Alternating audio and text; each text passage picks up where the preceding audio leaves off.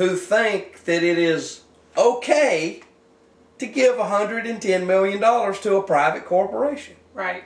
It's nuts. Folks, I wish that I could get $110 million for exactly, my business. Exactly. Yeah, here's my definition of privatization. The state of Florida needs some stuff moved with trucks, and we presently own the trucks. And there's another company who owns a bunch of trucks, and they happen to be going on the same routes where we need our stuff dropped off. So we make a partnership and we say, look, we will slowly reduce our number of trucks. We will slowly increase your number of trucks. And 20% of your load is going to become our load, and we'll pay you X to do that. To me, that may be a good idea for privatization. Nowhere in anybody's normal thinking mind would you go out and hand somebody the money to buy all of their trucks to haul my stuff. Yeah. It is ludicrous. It is wrong. In my humble opinion, I believe it is criminal behavior what has happened here, folks. On the part of legislation. On the part of legislation. Because we're told, oh, we have to privatize because it's so much more efficient. And then they're turning around and they're bankrolling them anyway. Right. And look, it even gets worse, ladies and gentlemen. The legislature gives them 110. Now, one thing we hadn't been able to figure out, this prison was originally slated to go to Graceville. Right. Then all of a sudden it changed, and we still haven't got to the bottom of that, but it shows up in Santa Rosa County. Well, apparently Mr. Sansom submitted an amendment that changed the language and removed the reference to Graceville, so it was just a private prison It could be anywhere. Right. So $110 million of your money, okay, once again, while they were cutting your educational spending, goes to a private corporation. They come to Santa Rosa County, they buy a piece of property from a private individual. Nothing wrong with that. But where there is something wrong with the land purchase is they bought X acres for $1.6 million. Then they turned around and sold a portion of that property back to the state of Florida for $1.6 million. So now the Geo Group, a private company that has stockholders, has a zero investment, ladies and gentlemen. You have funded them 100% lock, stock, and barrel so that they can open up and then get so much per prisoner that they take care of. And again, we blame our elected officials for this. Well, stupidity is on their part. It's unbelievable.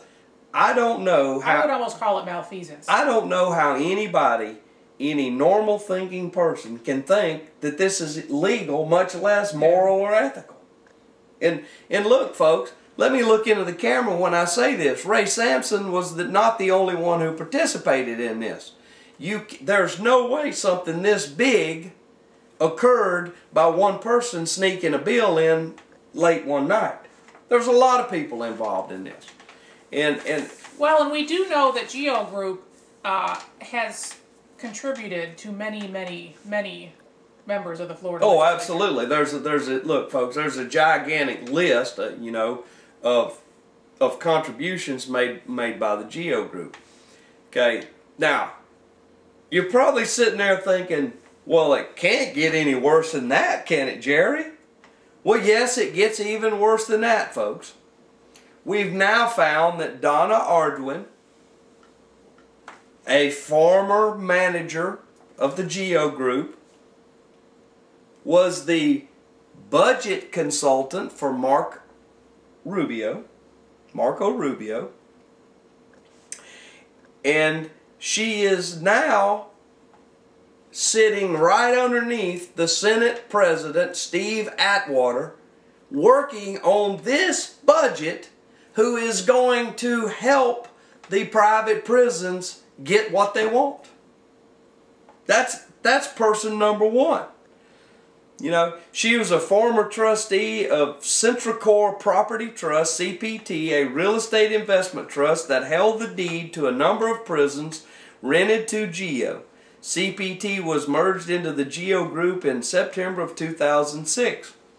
And I'll tell you this, there may or may not be any evidence that Mrs. Arduin owns stock in GEO, but I'd say there's probably a pretty decent chance that she we wouldn't be surprised. Yeah, that she may. So, sitting directly beneath the Senate President, ladies and gentlemen, Steve Atwater is a former manager of the property for CPT, and it was merged into GEO, is sitting there with direct control over how the budget process is going to be handled. Okay? Now you're sitting there going, Jerry, there's no way it could get any worse than that. Oh, but it can, ladies and gentlemen. You will also find in the Senate President's office Mr. Bud Kiup. He is a former executive with the Wackenhut Corporation. The GEO Group was spun off from the Wackenhut Corporation in 2002. Again, he was a member of management of Wackenhut. Certainly, I don't know if he owns any stock or not. He is up in the middle of your legislative delegation, folks. He is right there. So, how do you say fox guarding the hen house? Yeah. Okay, we have two people with great powers sitting in the offices of our legislators who have a great deal on how the budget process goes. And here they are, right here, folks. I hate to keep going back to this. How can anyone think giving $110 million to a private corporation is right?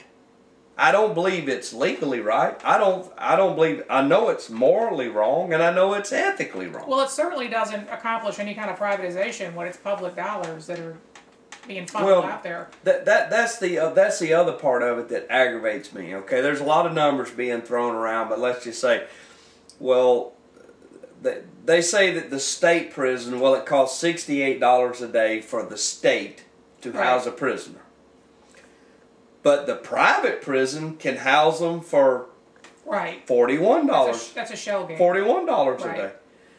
Well, ladies and gentlemen, if you have nothing invested in the building, the wiring, the roof, the parking lot, the driveway, or the mailbox, or the fence around the place, and you have nothing invested in the property where this prison is sitting, there's no doubt that a private corporation cost per prisoner will be lower than that of the state prison.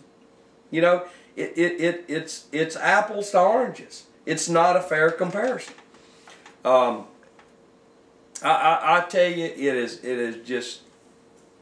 it is so far out there. And look, you guys, you folks have been watching us, and the viewers of this program.